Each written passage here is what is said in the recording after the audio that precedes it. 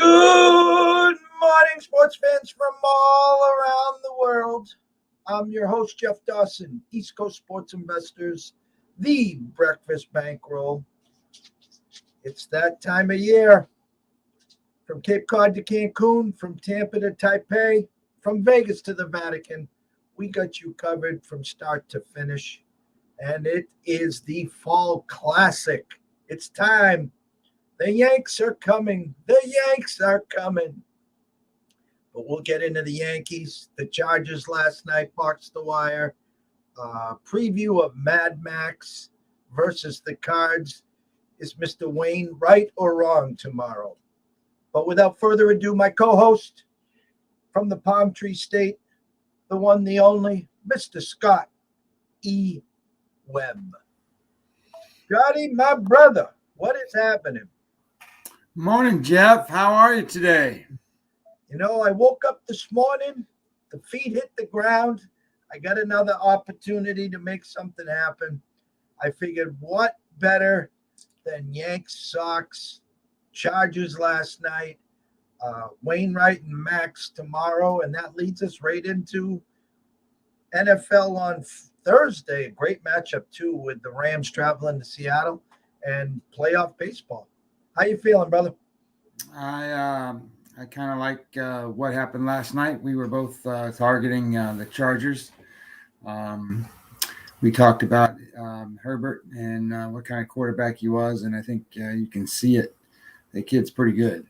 And that defense played pretty well against a pretty good offense that the Raiders throw out there. So one of the overall themes that I think that you got to remember about the NFL is that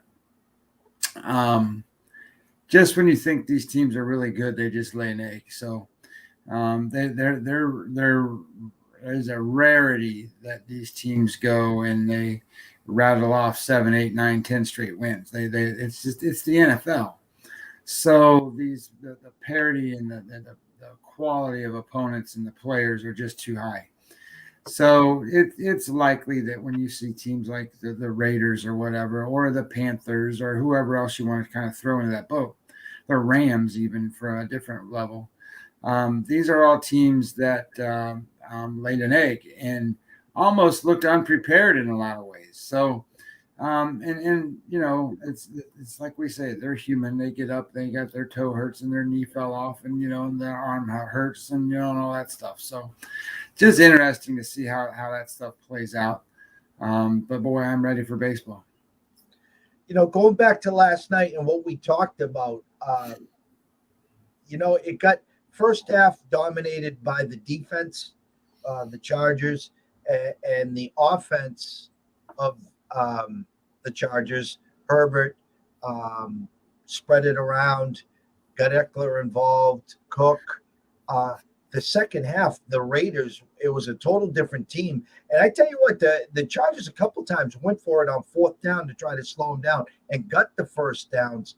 But I talked about the front seven for the Raiders. And again, surprisingly all year, how well they've played. And they put a lot of pressure on Herbert.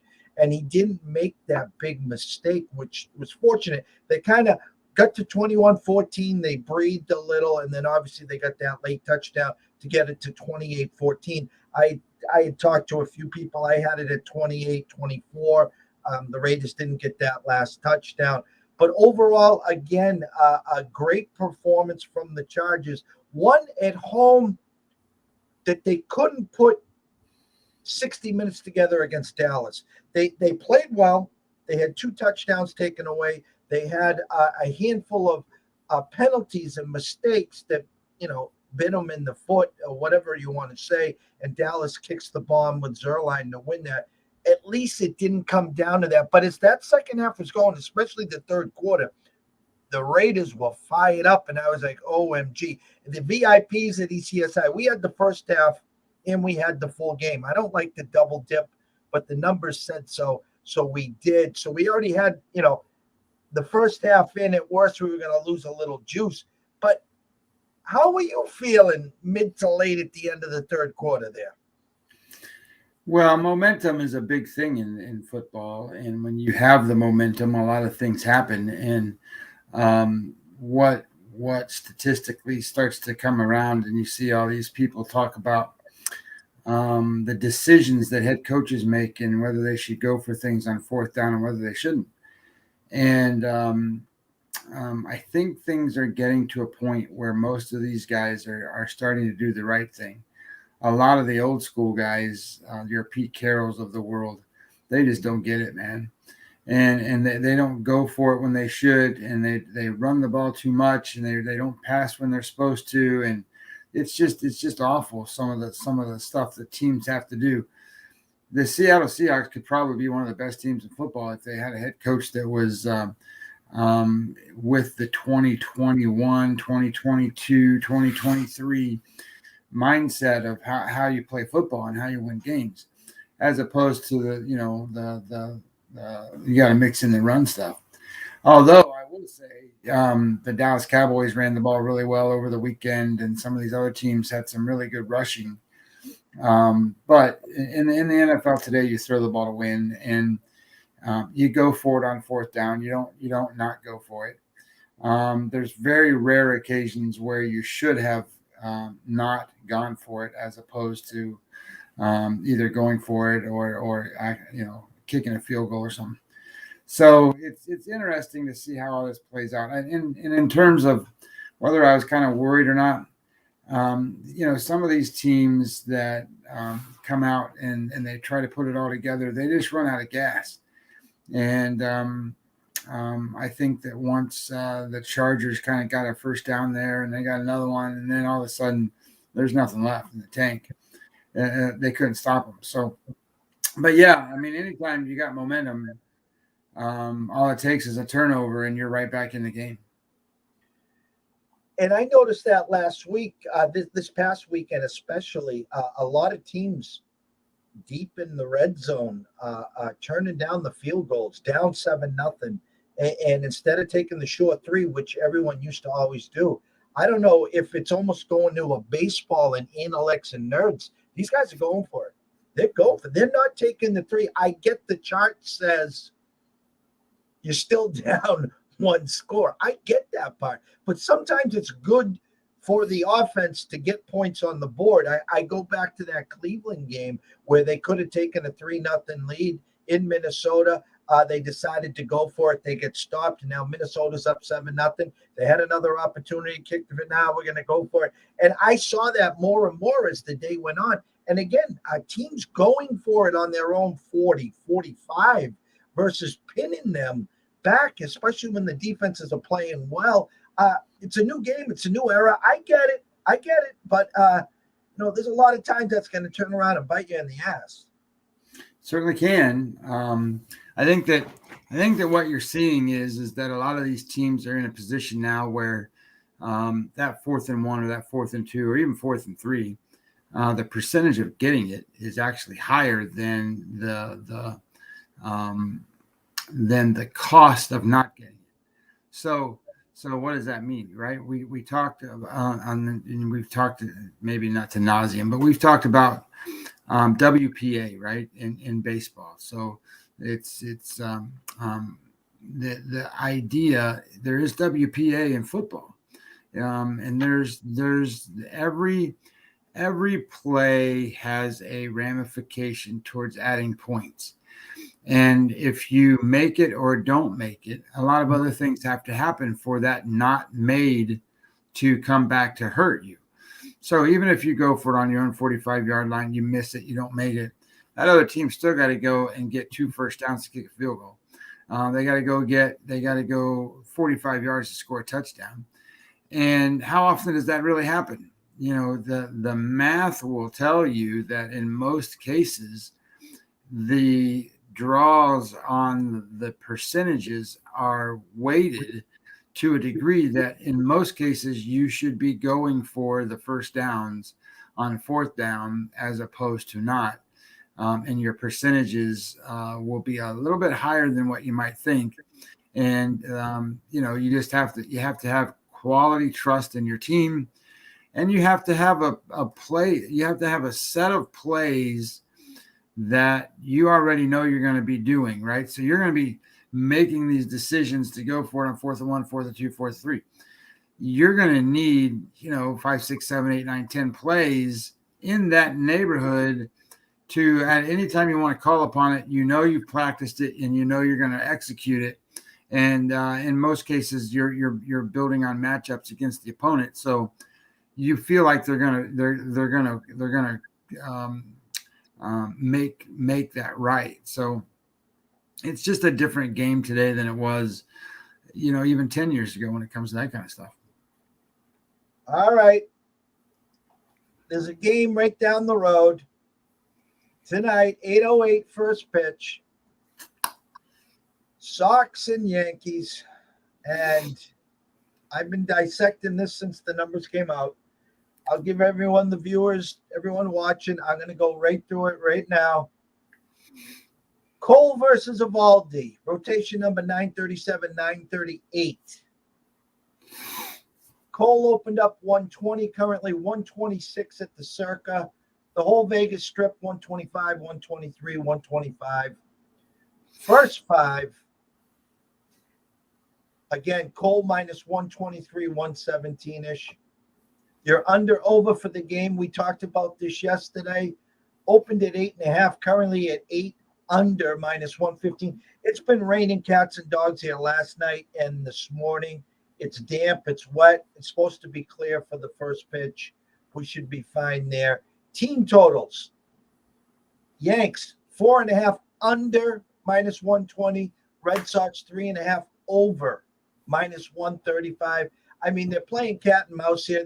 They're telling you this. Yanks get to 4. Do the Red Sox get to 4? If so, we get the over of 9. Scotty, I'm telling you, I'm going to be 100% honest with you. Not that we won't have something come game time. I mean, it's nice to start the week up 2 units. We don't force the issue here at ECSI. This is a 100% coin flip. I talked about this yesterday. The longer this game goes even, the more and more advantage I give to the Yankees because of the back end. The Sox back end is atrocious. Now, with that being said, Sale only went 2 1/3. I'm assuming it's all hands on deck today. So if you're breathing and you can go and get an out or 2, you're in. And I assume if Evaldi can get through at least to the 5th, see what happens the 3rd time around. And then from there, like I said, all hands on deck. But currently, I don't have a lean. I'm going to be 100% honest with you. I looked at the first 5. You can get some value with the Sox plus money. But, I mean, is it Cole, the good Cole or the bad Cole? I mean, Evaldi, I have confidence in Evaldi. I really do. But the Yanks were rolling. The Sox were like the tea bag. Every time we wanted to count them out, they get themselves in hot water. They found a way. They're here. Winner gets the Rays, your Rays on Thursday or Wednesday, whenever they decide to start that. The loser, see you spring training. Stage is yours, brother. Well, this is an interesting game, and I've got lots of notes. So I guess the best way to start with this is to kind of look at it from what I did was I started with the idea that postseason matters. So I wanted to go back and I wanted to see really how many postseason starts these guys have, what they looked like in those starts, and what their numbers were in postseason. Not so much the everyday games, because we can look at that stuff pretty quick. So Garrett Cole has made 13 postseason starts. Now, he's made 3 with Pittsburgh, which I really didn't realize that was that far back ago. And he actually made 3 starts with Pittsburgh. So let's take those out for just a second, those games with Pittsburgh, because they're so far back. But he's made 10. He's 7-3 in those 10 games that he started. With Pittsburgh, he was 1-2. Not that I want to discard those because they are games, but it's experience level, right? So when you match that up, he's got 84 innings, 54 hits, 26 runs, 108 strikeouts, and a 2.68 earned run average in all those games. So that's pretty good when you're talking about money time, right? Playoff time. So Eovaldi. Now Eovaldi's a little different cat because all of his appearances that he's ever made in the playoffs were in 2018. And if you go back and remember, I know you'll remember, Jeff, but if you go back and remember, he only made 2 starts. He relieved 4 times and was really good as a reliever in that series. He's thrown only 22 innings. Now, in those 22 innings, he was really good, a 1.61 earned run average. But I kind of equivalent that to the idea that if you're only out there for an inning or two and you're just throwing 100 miles an hour trying to get strikeouts, you're going to have a lower number, right? So that doesn't discredit what he's done. That just, Eovaldi's only made 2 starts in the postseason. Now, this will be the 7th time this season, the 7th time he has started against the New York Yankees. At the beginning of the season, when the Yankees were really struggling, he was really good against the Yankees. The last 2 or 3 times out against the Yankees, he's not found success. So it's kind of interesting to see what Eovaldi we get. And I think that's more of a question mark than the Cole question. I think, granted, Cole hasn't been what we saw Cole with the Houston Astros, but let's be real. When he was with the Houston Astros and he was 22-2 or whatever it was, they had it was a dominant year. So here's the other interesting thing. Over the last 28 days, right? So kind of coming in, here's what these pitchers are. Garrett Cole has an earned run average of 615. That's pretty high for a Garrett Cole. I mean, that's pretty high for anybody, but it's pretty high for Garrett Cole for sure. However, there's some interesting other numbers that kind of offset some of this. So it's kind of weird. Now, let's look at the batters, right? So how many games have the batters played in the postseason? So Judge has 34 games, Stanton 17, LeMahieu's out, so doesn't matter about him. Stanton 29, Rizzo 39, Torres 21, Urshela 21, Gardner 67. So the guys that really haven't played in the postseason for the Yankees is Joey Gallo and Odor and his Shokioka, whatever the hell his name is. Those guys haven't played that much. On the Red Sox side, the number 1 guy is Kike Hernandez. Obviously, he played all his games with the Dodgers. He's played 48 games. Bogart's 33, Devers 15, Martinez 21, Schwarber's played 24, and Renfro's played 12. So Verdugo, Arroyo, Dahlbeck, Plawecki, all zeros. So you have, again, and you just kind of look at this. These postseason games are different. They do matter a little bit more. They are more pressure packed, especially a game like this where it's a one and done. These appearances matter. However, Hernandez in his 48 games only bats .213, and Bogarts in 33 games only bats .239, and he only hit 2 home runs.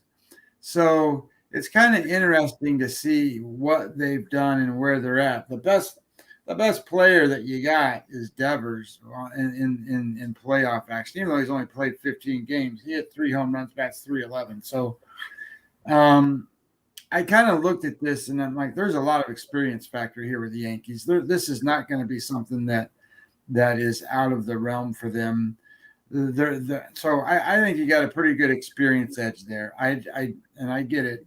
Garrett Cole's not been the greatest pitcher in the last 28 days, but let's talk about what he can do. So away, his record's 10-4. Now again, that's whatever it is, but it's still a good record. He's 10-4 away.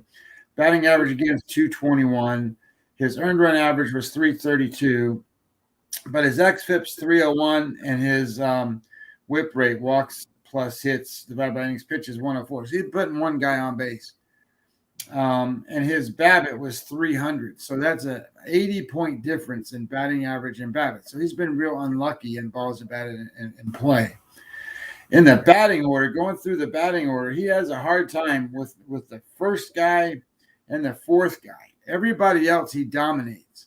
So the first guy, and I'm going to use a term, we don't use it, or I don't use it until this time of year. It's called SOPS plus. So it's the OPS plus number, but for the hitters against him, rated against the average player, not against anything more than that. So it's graded on a 100 scale. So anything below 100 is really good, and 100 being average. Anything above 100 is kind of bad. So the first batter of the game, our first batter in the lineup, he's a 146, Jeff. So he's really bad against the first guy in the lineup. And it's probably going to be Hernandez for Boston. And then the fourth hole hitter, he's a 140. So he's not good against either one of those two guys. However, every other position in the lineup, he's below 66. So that means he's way better than average and dominant better than average. And that's even with him pitching poorly. So the other thing that stood out to me was his clutch performance. So 2 outs, runners in scoring position, SOPS plus, Jeff, 15. Remember, we said 100 was average. This is 15. He does not, his batting average against is 132. Guys don't get hits when they're in that spot against him. He's dominant. He's tough. He's a bulldog in those spots. And he's also best on 5 days rest, and he just pitched on the 29th. So this is going to be the 6th day. So he's got his 5 days rest. So I think you're going to see a really good Garrett Cole today. Now, on the other side, we can go through the same set of numbers for Eovaldi. So Eovaldi in his last 28 days, his SOPS plus is 78. So well below the average. It's very good. Team batting average against is 255 and an earned run average of 386. So that's pretty good. At home, he was 6-4 with a batting average against a 241. His xFIP number is 337. And remember, Garrett Cole was 301. So these are pretty close numbers. The batting order, he has a hard time with the first guy. And the ninth guy, it's 118 and 129, and then everybody else is below 98, which means it's more to the average, not as dominant as Garrett Cole. And his clutch numbers, not as good. 2 outs, runners in scoring position, SOPS plus is 114, so that's worse than average. Batting average against is 243 at that time, which is just right where the average is. And in late and close games, his SOPS plus is 115 with a batting average of 300. Now, that's kind of skewed because he didn't pitch deep into those games too often. So he's only got a couple of spots where that came up. His issue is he has trouble in the 3rd and the 6th innings, and when the pitch count is between 26 and 50. And he's been average against the Yankees. He's a 103 SOPS plus against the Yankees. So it's kind of one of those spots where I think you got to go and say, I know Garrett Cole has not been good in the last 28 days. But now you're talking about the playoffs. It's a little different time. It's a little different spot. You got to go in against a starter who's been in the playoffs. He's pitched in big games. So he made 2 starts. This is the 7th time the Yankees have seen him. I don't think that's going to be an issue for the Yankees. That's going to probably be a positive. You're looking at Devers and Hernandez as the 2 guys that Cole struggles against. And then Devers was good. Hernandez wasn't in playoff history. And Judge and Stanton are the 2 that are good against Eovaldi. And Urshela is kind of borderline. Those 2 guys are pretty good, Jeff. They're the best 2 hitters that the Yankees have in the playoffs. So I'm looking at this and I'm going, you've got probably the better pitcher on the mound. Sure, you can envision lots of different ways. There's not going to be a lot of runs, and it could get to a bullpen game. But I'm going to take the chances and say Cole's the better pitcher. I'm also going to take the chances and say the Yankees have the better bullpen. And if you're going to ask me if I want Judge or Stanton or Devers or Hernandez, I'm probably going to tell you I want Judge and Stanton. So I think you've got an edge here, even though the number says it's like 125. I'm going to take the Yankees minus the 125 in this game. I looked at the runs plus hits plus errors. I told you I kind of like that thing. And that number is 26.5. And everybody's betting under. So it's minus 145. So to me, that value's gone. So if you think about it, if it's 8 runs, then you take 2 hits to score 8 each run. That's 16 plus 8. That's 24. That gives you a cushion of 2.5 kind of extra hits or a couple of errors in there. And to me, that's not enough. So I'm leaving that alone. And I'm certainly not going to pay the price of minus 145. And I'm going to say this is probably pretty close to, say, I don't know, we'll just say it's a 4-2 or a 4-3 kind of game, something like that. And I'm going to, and I get it. It's a coin flip. But I'm looking at too much stuff here to me and kind of breaking down certain things that I'm going to go with the Yankees. And I heard earlier this morning, JD Martinez battling an ankle injury, questionable. It's funny, stuff starting to crawl out about JD, because of the contract, graciously comes back to the Red Sox this year. After technically taking the COVID year off, that's for sure. And now he's locked into $19 million, his choice, for the Red Sox next year. And he said he's 50-50. JD, trust me, no one's running to the window to pay you more than $19 million. Take your money, decide to do whatever you're going to do and move on. But I got a name for you who seems to be heating up at the right time. You didn't mention him. I don't know if you have any numbers there on him against Eovaldi, and I think could be a big factor today, and that's Gleyber Torres. Yeah. So Gleyber Torres has played 21 playoff games. And in those 21 games, he has the highest Yankee batting average, 342 with 5 home runs. So he's been dynamite in those games. And I think him shifting to second base is probably the right spot for him and the best position, so he doesn't have all that shortstop stuff on his brain or whatever it is. But he is heating up. I think that he's a key player because the Yankees are sitting Sanchez today. He's not going to play. Higashioka is going to play, and I think that has more to do, not necessarily because offensively poor that Sanchez has been, but if you look at numbers, everybody's offensively poor anymore. I think it has more to do with Higashioka catches Cole on a more regular basis than does Stanton or does Sanchez. So I think that's just a normal thing. And for that matter, that guy's come up kind of clutch in certain spots too. So I like the idea that they have all that experience. I like the idea that if you're going to give me Torres, who at least has played 21 games and has done really well in those 21 games, and it's kind of coming in hot, with the idea that he didn't make my list of people that I talked about too much. The reality is there's another little kind of catalyst. So, you're talking about the Verdugos, the Arroyos, the Dahlbacks, the Plyweckies. They got zero experience. That doesn't mean they couldn't come out and really do well. But at the same time, experience plays when it comes to playoff time. Just ask the White Sox.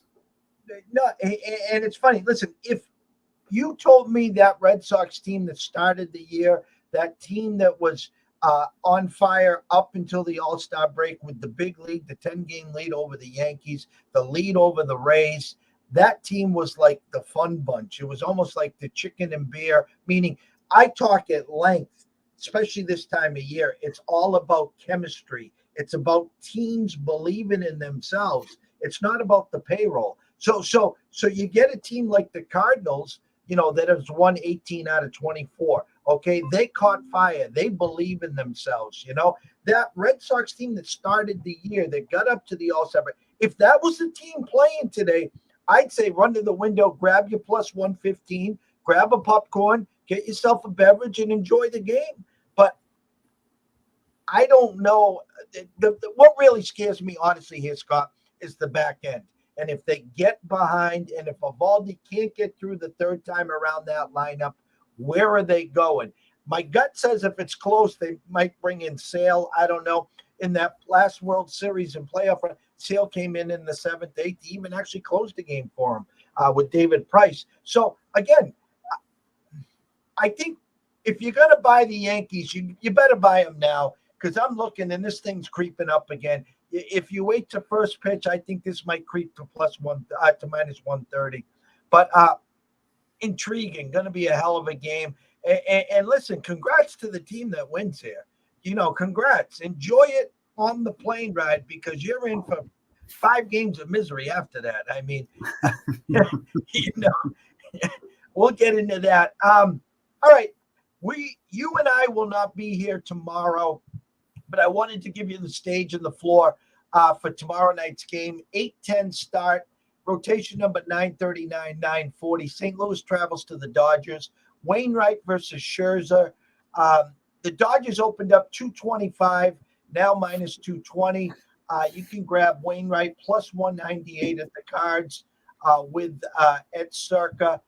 Break down some numbers for some people. The team totals for that game: Cardinals 2.5 over minus 135, and the Dodgers 4.5 under minus 115. The under over for that game 7.5 over minus 115.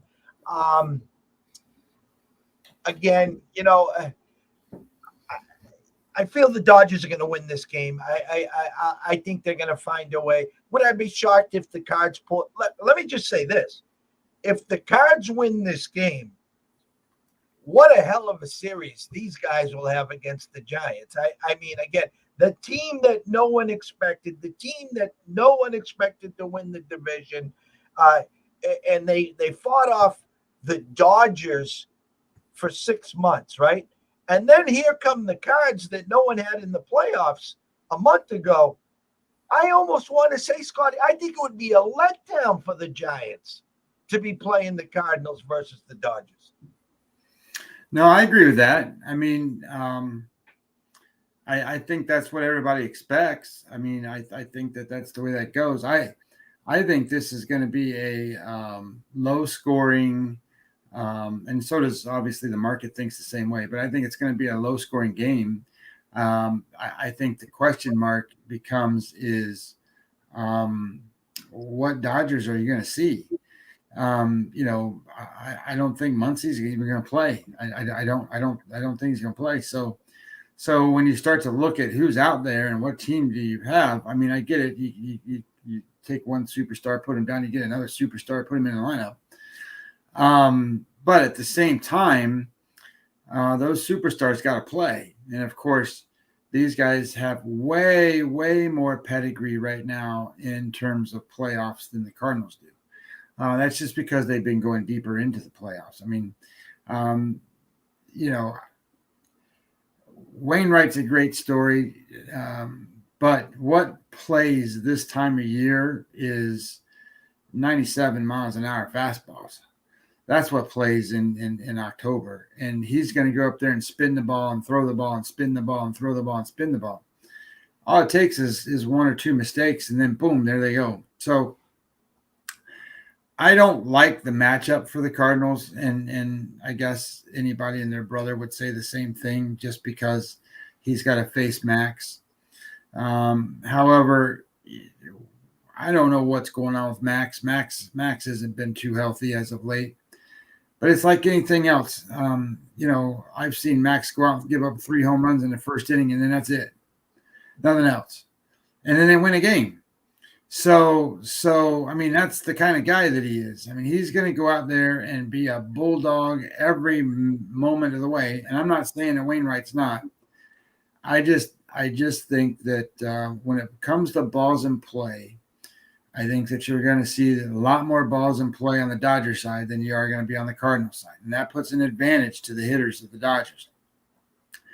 However, once it gets beyond a certain point, the question becomes is what bullpen are you going to see and who's going to come out?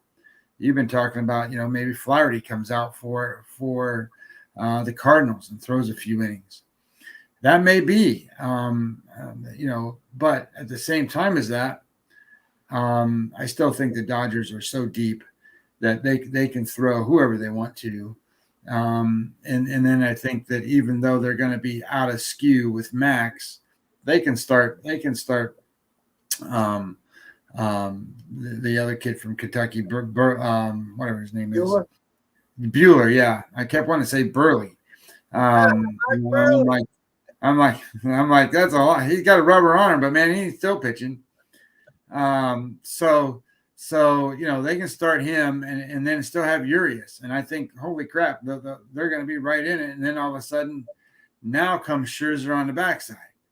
So I think that the Dodgers are going to be just fine. The question's going to be is, how much do they miss Muncy? But again, those guys play so different in the playoffs. I think you're going to see a good bets out there. I think you're going to see these guys come through where Big Red at third base he's one of those guys that just lives for these moments. And that little Taylor kid, the other Taylor, that guy shows up in these spots too. And it wouldn't surprise me to see Lux have a good series. That's just who they are. I mean, these are just guys that show up and all of a sudden, bam, bam, bam, bam, bam. All of a sudden they got all these hits. But the success rate that the Cardinals have ever had against Max Scherzer is so low that you're going to expect them not to score very many runs. And if they're not going to get a chance to score very many runs, I kind of like the idea that the Dodgers be able to scratch off a few, even if it's only 3, 4, 5. That's enough. So these are games where, in a lot of ways, you don't see, the 10-7 kind of concepts unless you got, the Minnesota Twins out there or some teams like that where their pitching just isn't quite there, but they make the playoffs. These are going to be 4 good pitchers, 4 quality games with probably not the highest of scores. So every runner makes a difference. Every movement of that runner makes a difference. And sometimes the little things might make the big thing here. I can just see one of Jeff's tweets going, God damn, wild pitches and blah, blah, blah, moves the runner up, and then the next guy gets a base hit and shit, all of a sudden they scored a run. Oh my God, it's magnified times 1,000. We talked about that yesterday, I think, or Sunday. You sit down in a regular season game and leadoff walk, base hit, 3-run homer, and you're like, okay, fine. Today, leadoff walk and it pins and needles. You can hear the organ player already. 5 throws over to first base. Are they bunting? I wouldn't say hit and run because no one hit and runs anymore, anyways. So, but and I just had a thought too. Is Dodgers? Can you imagine them playing this card?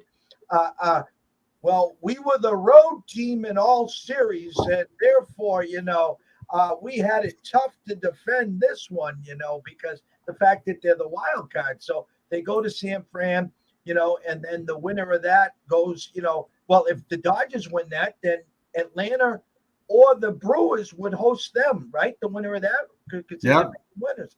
And the same with the Yankees and Red Sox, but they got to travel to Tampa, and then the winner of that goes to Houston or Chicago. And I'm going to close with this, Scotty. Can you, I think the Milwaukee-Atlanta line is I smell something. Listen, no Acuna. I get that. Atlanta's had a nice run. We know about the Brewers' front three. We know about their back end. We don't know about the knucklehead breaking his hand and who's going to fill that eighth inning in the Bridgie there. But the Astros and the series line, the Astros opening up minus 170. Am I missing something? I mean, I know it's playoffs.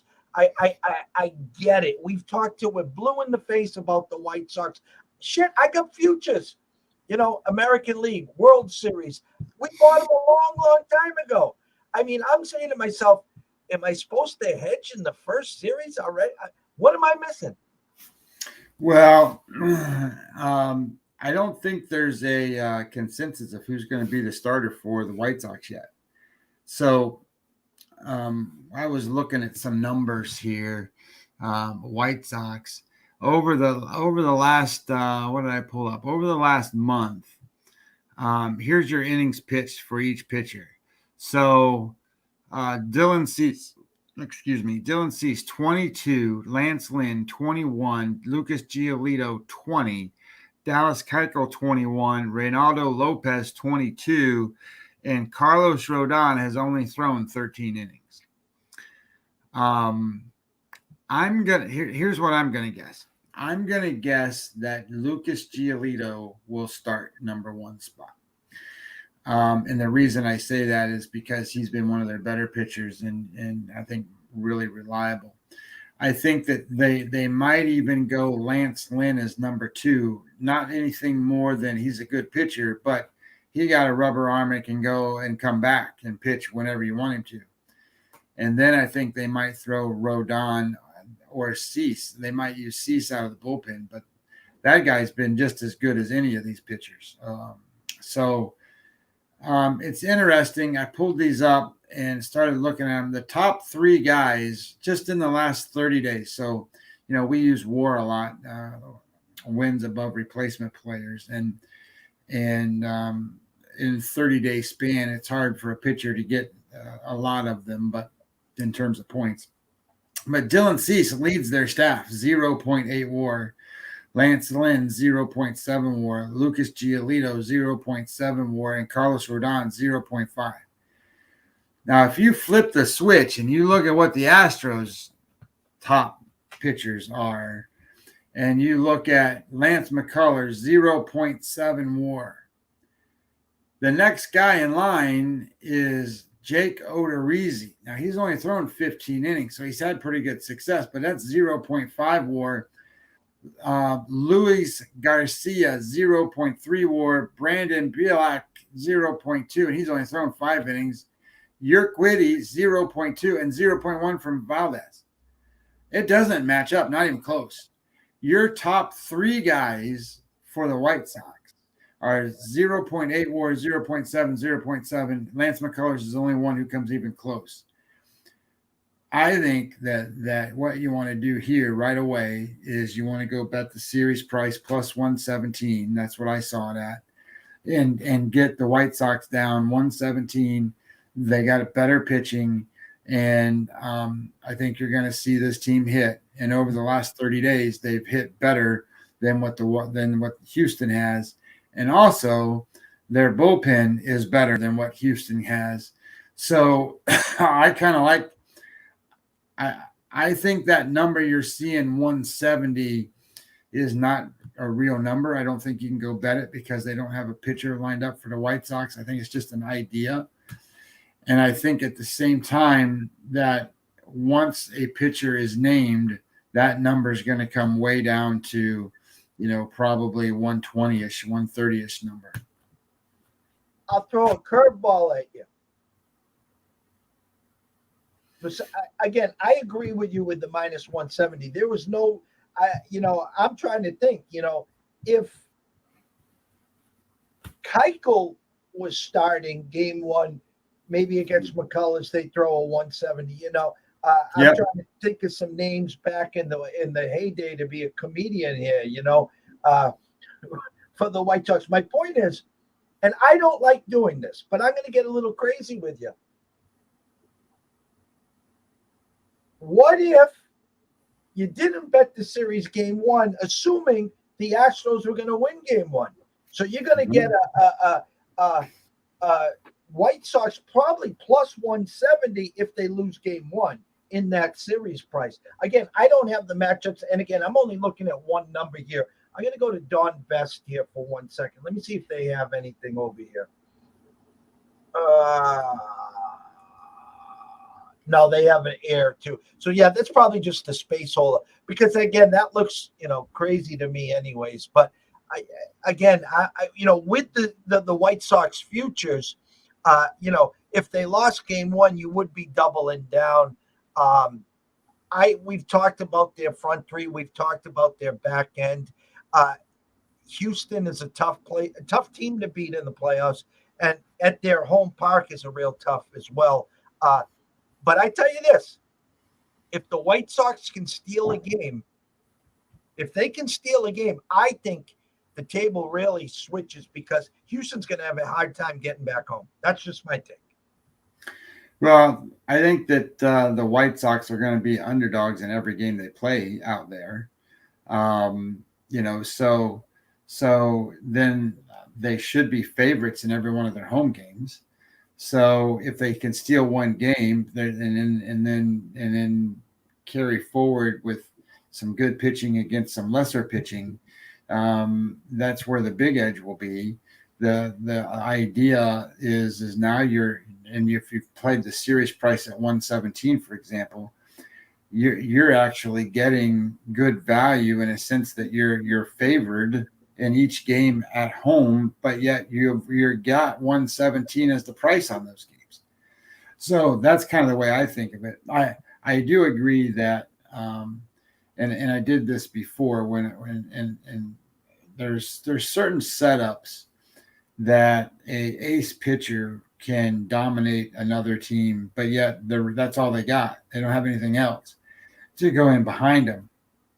So you would want to wait and then get a good price for the other game. And that's kind of where you are with Houston because the White Sox are going to be dominantly better pitching wise over the Garcias and the Euclides and those guys. They're just going to be better.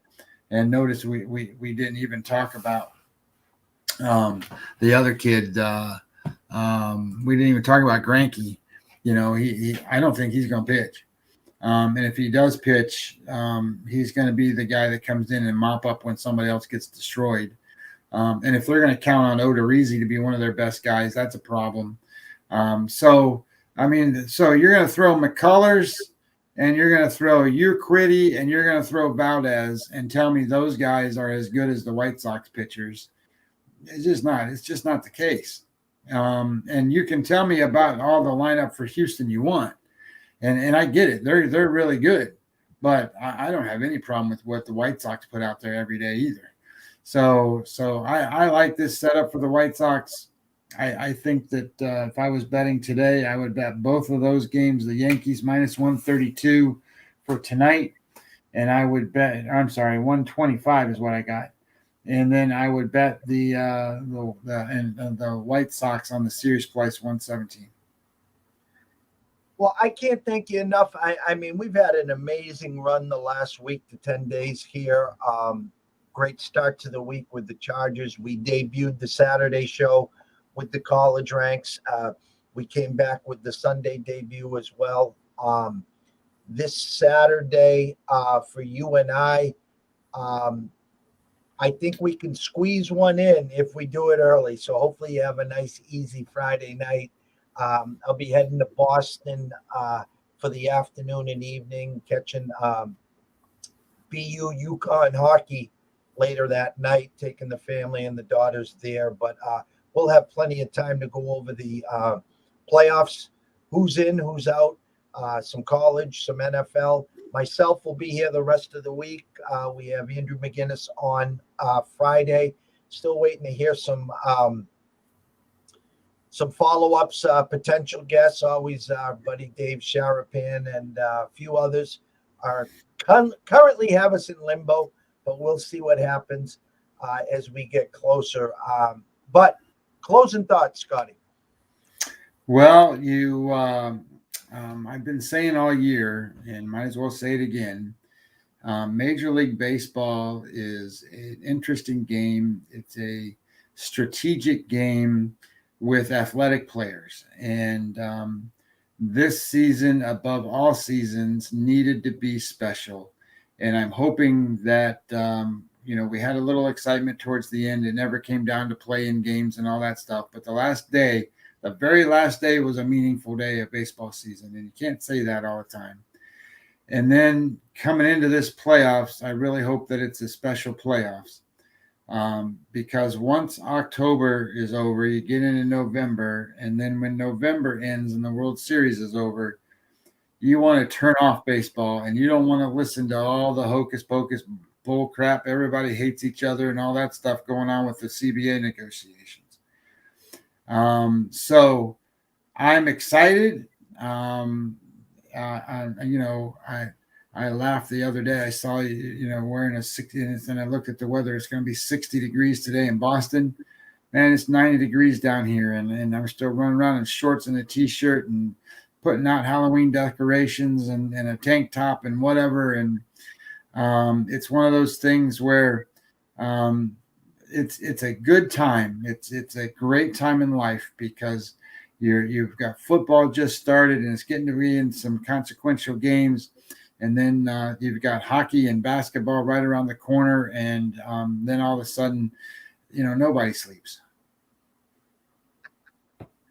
Can't wait. Buckle up. The Fall Classic. No better time. Like I said, this reminds me of the late March into April, where you get the March Madness into the start of baseball and then the Masters.